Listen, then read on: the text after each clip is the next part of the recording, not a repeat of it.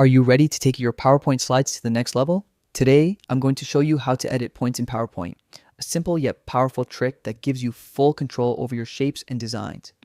Whether it's for work, school, or personal projects, mastering this feature will instantly make your slides more dynamic and professional. First, open PowerPoint on your computer. If you already have it installed, just double-click the icon or find it in your applications. Once open, navigate to the presentation you want to work on. Open an existing file or create a new one, then go to the slide containing the shape you want to edit. Click on the shape and you'll see small handles appear around it. This shows it's selected and ready to modify. Next, head to the Shape Format tab on the ribbon at the top of your window. Look for Edit Shape, click it, and then choose Edit Points from the drop-down menu. Now comes the fun part. You'll see tiny black squares along the outline of your shape. These are your points. Click and drag them to reshape your object exactly how you want. You can tweak curves, adjust angles, or completely transform a simple shape into something unique.